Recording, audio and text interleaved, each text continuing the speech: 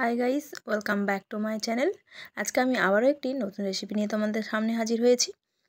আজকে তোমাদের সাথে দারুণ একটা কেকের রেসিপি শেয়ার করব। যারা একেবারেই কেক বানাতে পারো না তাদের জন্য আজকে এই রেসিপিটা খুবই সহজ ও সিম্পল পদ্ধতিতে আমি দেখিয়েছি। আশা করছি তোমাদের খুব ভালো লাগবে। যারা নতুন নতুন রান্নাবান্না শিখছো তারা যদি কেক বানাতে না পারো তাহলে আমার এই রেসিপিটা কিন্তু ফলো করতে পারো। প্রত্যেকটা মাপ সুন্দরভাবে বলে দেব কিভাবে করলে কেকটা একদম পারফেক্ট হবে, আর সুন্দর কালারও আসবে, আর ভেতরটা একদম নরম তুলতুলে, মুখে দিলেই কিন্তু একদম মিলিয়ে যাবে। আমি কিন্তু কেকটা একদমই প্লেন বানানোর চেষ্টা করেছি, বেশি কিছু এর মধ্যে কিন্তু দিইনি। চ্যানেলে তোমরা যদি কেউ নতুন বন্ধু হয়ে থাকো অবশ্যই কিন্তু চ্যানেলটিকে সাবস্ক্রাইব করে পাশে থাকা বেল আইকনটি প্রেস করে দেবে। আর যারা আমার চ্যানেলে পুরানো বন্ধু তাদের কাছে রিকোয়েস্ট করব অবশ্যই কিন্তু ভিডিওতে একটা লাইক আর বন্ধুদের সাথে শেয়ার করে দিও। তো কেক বানানোর জন্য প্রথমে যেটা লাগবে সেটা হলো ডিম। এখানে খুবই অল্প পরিমাণ জিনিস দিয়ে কিন্তু আমি কেকটা বানানো দেখাচ্ছি। যারা নতুন কেক বানানো শিখছো তারা কিন্তু অল্প অল্প জিনিস দিয়েই প্রথমে ট্রাই করবে। তো আমি এখানে একটা ডিম নিয়েছি, ডিমটাকে খুব ভালো করে ফেটিয়ে নিলাম। ডিমটা কিন্তু অবশ্যই রুম টেম্পারেচারে থাকতে হবে, ফ্রিজের ডিম নিলে কিন্তু হবে না। এবার এখানে কাপ মেপে আমি চিনিটা দিয়ে দিচ্ছি। এখানে 1 কাপ চিনি আমি গুঁড়ো করে নিয়েছি। তাতে কি হয়েছে, 1 কাপ আর অল্প একটু পরিমাণ চিনিটা হয়েছে। গুঁড়ো করার পর একটু যেহেতু ফুলে গেছে তাই একটু বেশি হয়েছে। তো চিনির পরিমাণটা কিন্তু তোমরা কমিয়ে বাড়িয়ে নিতে পারো, বেশি মিষ্টি খেলে বেশি দেবে আর কম মিষ্টি খেলে কম। তো আমি কিন্তু একটু বেশি পরিমাণে মিষ্টিটা দিলাম। তো এবার দেখো খুব ভালো করে এটাকে মিক্স করে নিতে হবে যতক্ষণ না হলুদ ভাবটা বেরিয়ে একদম সাদা হয়ে আসছে। তোমরা ইলেকট্রিকের মেশিনের সাহায্যে কিন্তু এটা করে নিতে পারো তোমাদের কাছে যদি থাকে। তো আমি হাতের সাহায্যে খুব ভালো করে দেখতে পাচ্ছ অনবরত নাড়াচাড়া করে একদম ফোম আকারে করে নিলাম। এরপর এখানে আমি হাফ কাপের থেকে অল্প পরিমাণ তেল এখানে দিয়ে দিচ্ছি। রান্নায় যে সাদা তেলটা আমরা ব্যবহার করি সেই তেলটাই কিন্তু এখানে দিলাম। তোমরা চাইলে কিন্তু বাটারও ব্যবহার করতে পারো। এবার যেটা দেব সেটা হলো ভ্যানিলা এসেন্স। খুবই অল্প পরিমাণ দিতে হবে, দেখতে পেলে কতটা দিলাম। বেশি দিয়ে দিলে আবার উগ্র একটা গন্ধ হয়ে যাবে, তখন ভালো লাগবে না খেতে। তাই পরিমাণটা ঠিকঠাক রেখে দিতে হবে কিন্তু। এবার দেখো একটা চালুনি নিয়ে নিয়েছি, যার মধ্যে আমি কাপ মেপে 1 কাপ ময়দা দিয়ে দিলাম। যেই কাপ মেপে আমি চিনি নিয়েছিলাম সেই কাপ মেপেই কিন্তু 1 কাপ ময়দা এখানে দিয়ে দিলাম। অল্প একটু এলাচের গুঁড়ো দিয়ে দিলাম। এবার এখানে দেব 1 চামচের মতো বেকিং পাউডার। বেকিং সোডা কিন্তু না, বেকিং পাউডার দিলাম।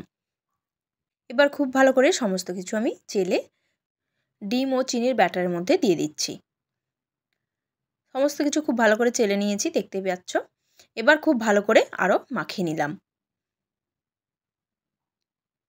প্রথমে এটাকে মাখিয়ে নিলে তাহলে বোঝা যাবে যে কতটা পরিমাণ এখানে দুধ দিতে হবে। এরপর দেখো এখানে আমি কনডেন্স মিল্ক দিচ্ছি। তোমাদের কাছে থাকলে তোমরা দেবে, নাহলে কিন্তু স্কিপ করে যেতে পারো, বা গুঁড়ো দুধ যদি থাকে সেটাও তোমরা কিন্তু এখানে ব্যবহার করতে পারো।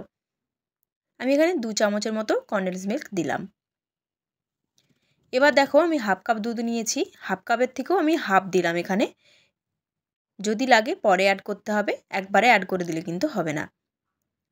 তো দেখো ব্যাটারটা কিন্তু একদম রেডি হয়ে গেছে, তাই এখানে আর আমি কিন্তু দুধ দিলাম না।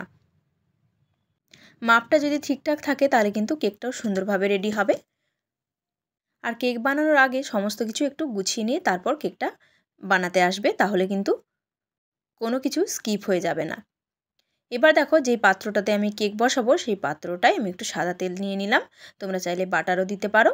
এরপর হাত দিয়ে খুব ভালো করে তেলটাকে আমি বাটিটার চারিপাশে স্প্রেড করে দিলাম। এবার একটা বাটার পেপারকে আমি গোল করে কেটে নিয়েছি।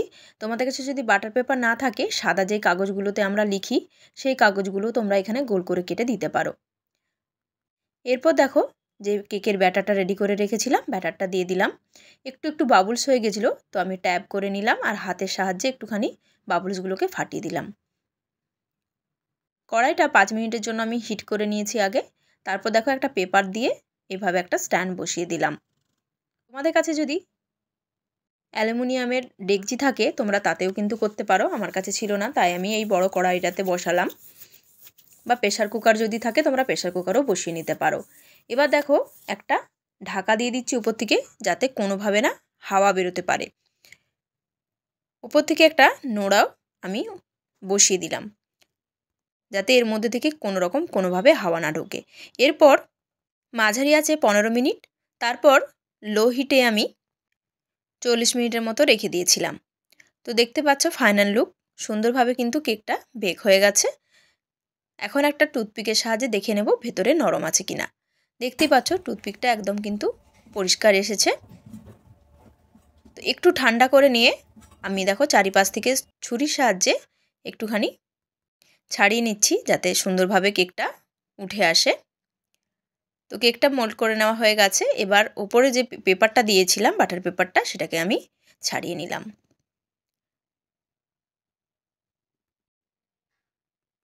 খুবই ইজিভাবে কিন্তু আমি কেকটা দেখালাম, এর মধ্যে কিন্তু বেশি কিছু খাটুনিও নেই। তোমরা কিন্তু খুব সহজে কেকটা বানিয়ে নিতে পারবে। আর বাচ্চাদেরকে টিফিনে দিলে বাচ্চারাও কিন্তু ভীষণ মজা করে খাবে। আর ভেতরটা কতটা নরম হয়েছে তোমরা সেটা দেখে বুঝতে পারছো। এখনও হালকা একটু গরম আছে, তবে ঠান্ডা করে নিচ্ছি। তারপর তোমাদেরকে দেখাচ্ছি যে কতটা সফট হয়েছে ভেতরটা। দেখেই বুঝতে পারছো যে ভেতরটা কতটা সফট হয়েছে। এর মধ্যে তোমরা কিন্তু ড্রাই ফ্রুটসও ব্যবহার করতে পারো, আমি কিন্তু আজকে শুধু প্লেনই বানালাম।